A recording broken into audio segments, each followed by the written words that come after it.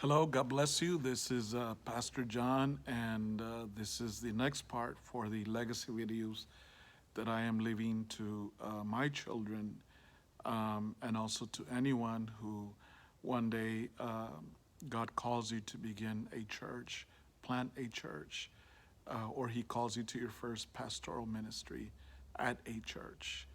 And in the last video, I talked about how we had left the white church because of the situations that had happened there.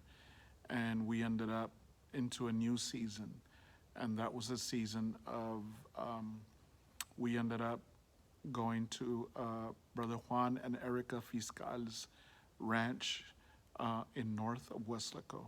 So we thank God for that. And during that time also, as we started to, because we moved everything over there, well, some things we put in storage. We had blue chairs that we had purchased, and all those blue chairs went into storage. It was kind of sad to see them, that we had to put them away. And, and only the things we needed, we took to the ranch. And so it was a challenge because now we were doing services outside, open air. Uh, we did build a canopy at the ranch as well. It was a big canopy that was built so that there could be some shade as we were out there having services. Now, this was happening around the month of March, April, that we were there getting things ready, and we did church like that. So we would meet on Wednesdays and we would do our service, we would do our teaching, and then we would meet on Sundays uh, and we would do our service as well. And everything was out in the open. We have pictures of those services as well that we did out in the open. And the school that we had started, I think we paused it for a while because I don't remember that we were doing the school at any time. And I don't remember having any meetings at our home.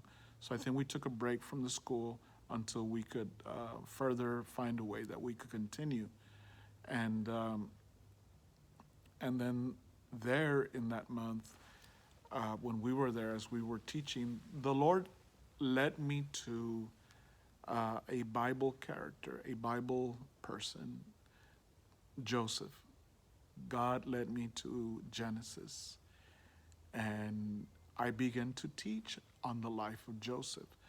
Joseph has always been somebody that inspires me, encourages me, because he went through so much, uh, beginning with his family, his brothers, and then being sold as a slave and being taken away into Egypt and serving as a slave in Egypt, and then being accused falsely of rape, and then being thrown in prison. The man went through so much.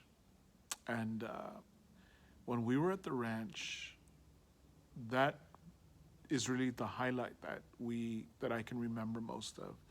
Is on Sundays I began to preach on Joseph, and we began to preach how the Lord had called him, how God had given him dreams, and how God was blessing him, but also how he had brothers that hated him, hated his visions, his dreams, and they wanted to kill him.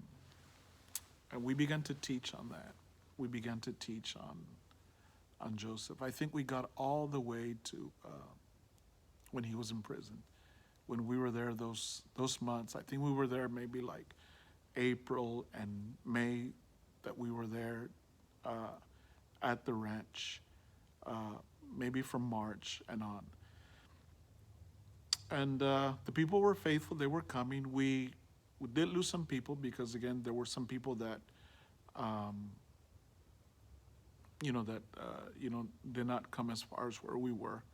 But again, the Lord blessed, and we did have people that would visit as well. So we thank God for that.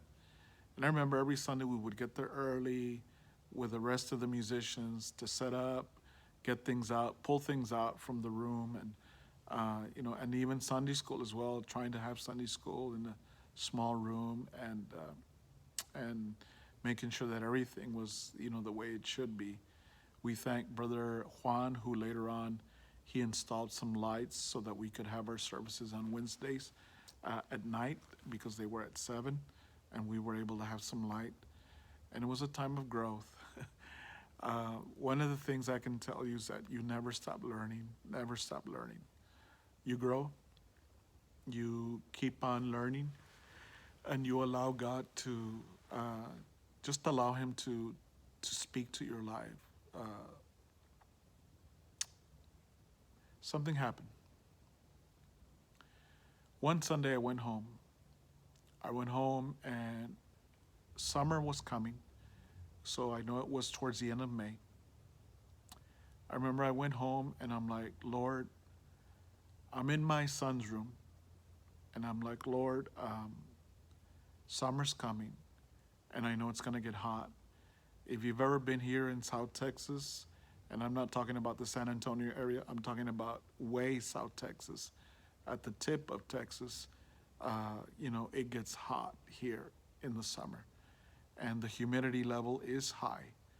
And I was like, Lord, it's gonna get hot. It's gonna be humid, and I'm praying that the people will come, that they will not use that as an excuse not to attend services. And I remember I thought about that, and I wanted to get this feeling of fear, that the people would not come anymore because it was going to be hot, and then the gnats and everything that we were going to have to deal with. And but I remember I told God, I'm not going to be afraid. You're in control, and I'm going to trust you. I'm going to put all my trust in you. I'm not going to be afraid. And to show that I'm not afraid, I told God, I'm going to rest right now. I'm going to take a nap, and it's going to show that I'm trusting you and that I'm resting in you. And I laid down on my son's bed, and I went to sleep. And so I was there, and it was an hour that I slept because I was woken up by the phone ringing. I had the cell phone with me, and it rang, and when I picked it up and I answered, it was a man who introduced himself as Robert Simmons, or Robert Simons.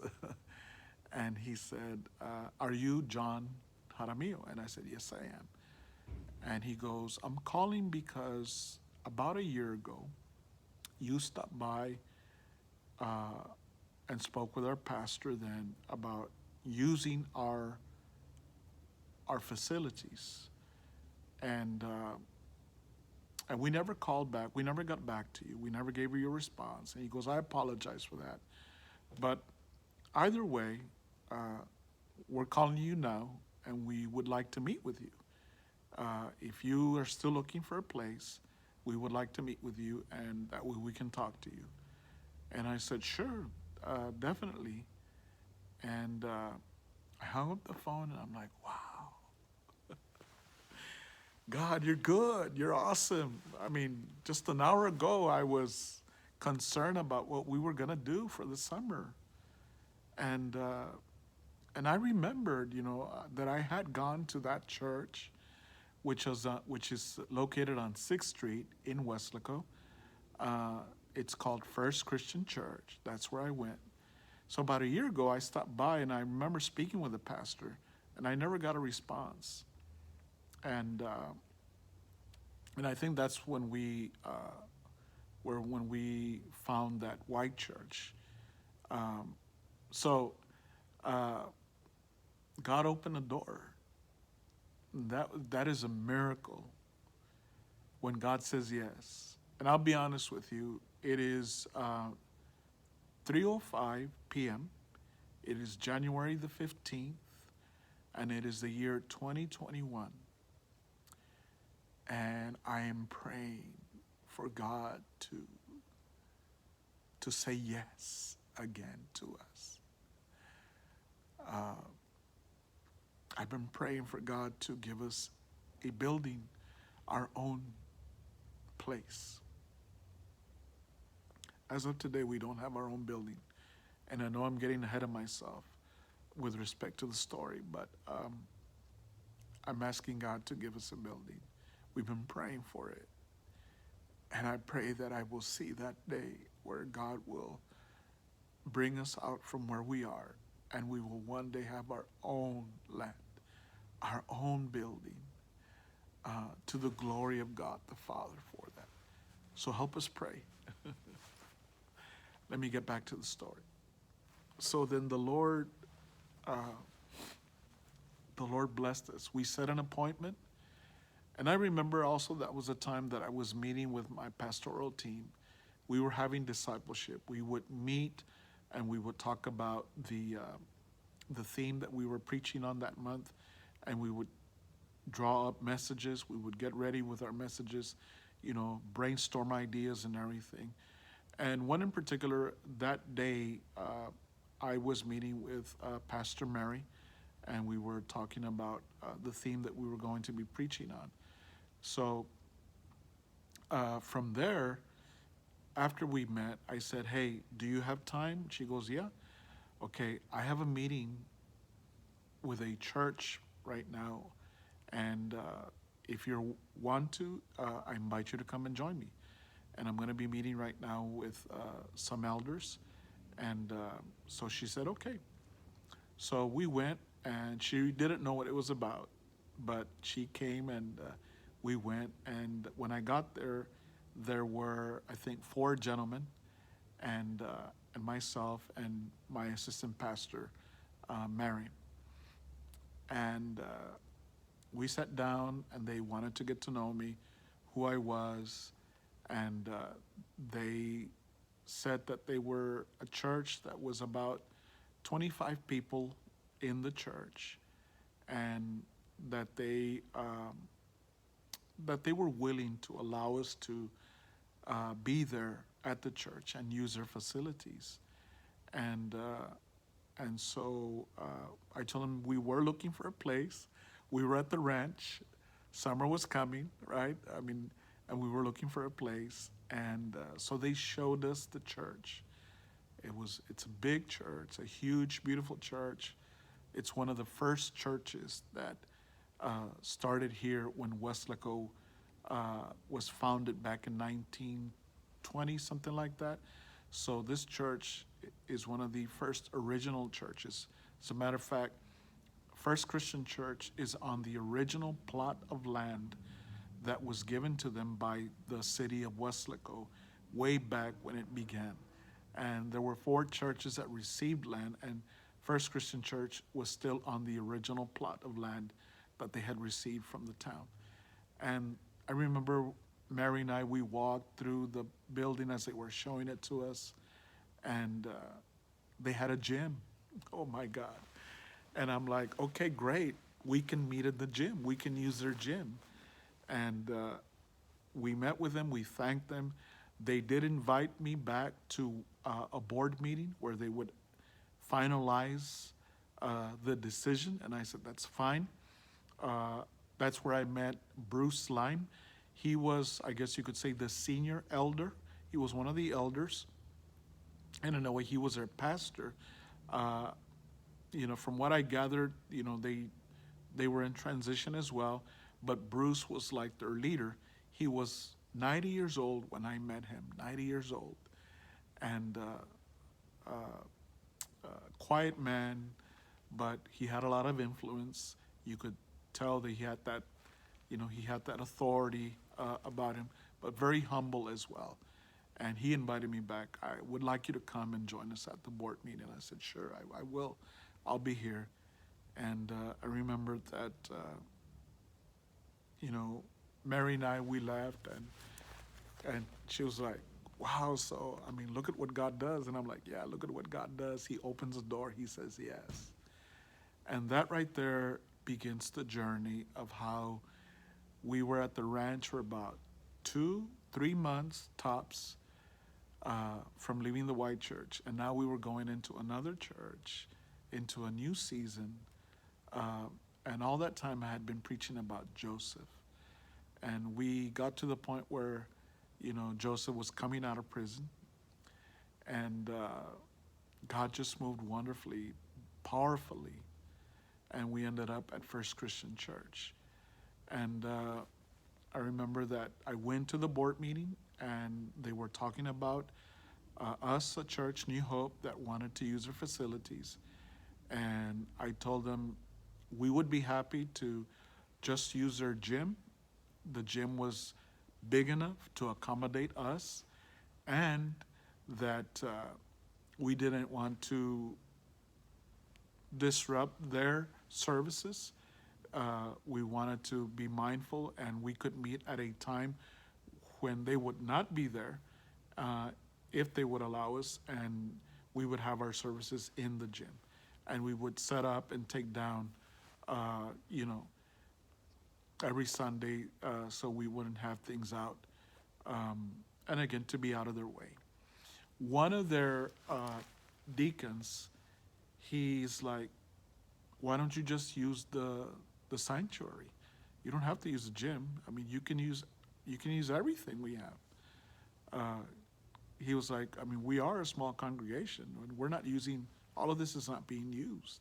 We're just using the temple or the sanctuary. And I'm like, well, I mean, if you all agree to it, I mean, again, we don't want to impose. They voted that night that we could use their temple, we could use their sanctuary. They had service at 9:45 in the morning. They finished around 12, and so we agreed that we would come in at 1 o'clock, and we would have, New Hope would come in at 1 o'clock, and we would have our services in the afternoon. I laugh and I rejoice because you can imagine the news that I'm about to share Sunday with New Hope. We're at the ranch, and I'm about to share this news with them. It's going to be a big surprise, a big shocker, but they're going to see the hand of God move. And so that was what we agreed upon. And so that Sunday, I shared with the church. Everybody was like, wow, look at what God does. and we were going to be moving into their church, and we were going to be making that transition of the things that we had at the ranch. We were going to be taking to First Christian Church. And I want to thank my good friend, Bruce Lime, and and Robert Simons for that opportunity, and the board of New Hope at that time that allowed us to come in. You all were a blessing and a lifesaver. God just touched your heart at the right time, where we needed a place to have our services for the summer. And we were just thinking that we would be there only for the summer and that we would move on. But they invited us to, later on, they invited us to stay as long as we needed. They were in no rush, and we didn't have to rush, that we could take our time and be there as long as we needed, use our facilities as long as we wanted. And on top of that, we did not have to pay them any rent. They did ask us to help them out with their utilities, which is what we did. And, we came on board and started helping them pay at least half, sometimes a little bit more of their utilities that they were having, but we didn't have to pay any rent. That was a miracle, guys. I have heard of pastors right now that have secured a place for their church. And I'm praying, I'm asking God, Lord, please, we want our place as well. And I know that as I'm recording this video, I know God is listening to me right now as I'm sharing, as I'm leaving this video for my children, and for anyone who God is calling into pastoring, that you will be encouraged, that God will give you your place also, just like we're waiting for ours. We're working for it. We're trusting God. We're looking around for land, for property. It's expensive right now, but we're still believing that God will say yes, that we'll get a phone call, just like I got back in, say, 2012, I believe that's the year that we went to First Christian Church, that we'll get a phone call, and God will say yes, and we'll be blessed with our own building. Amen. To my children, I love you, and may you reap the moment that God gives us a building for New Hope Christian Fellowship of Wesco, and that you could have that freedom to minister in the name of Jesus. My name is John Jaramillo. I bless you in the name of the Lord, and don't stop believing. Joseph, he got out of prison. He made it to the palace, and he became the second ruler, second to Pharaoh, during the time that he was there in Egypt. He became the ruler of all of it, and even he became a father to Pharaoh and his household as well. Amen. I'm excited just to tell you this and just to review what God has done for us in our history at New Hope. God bless you.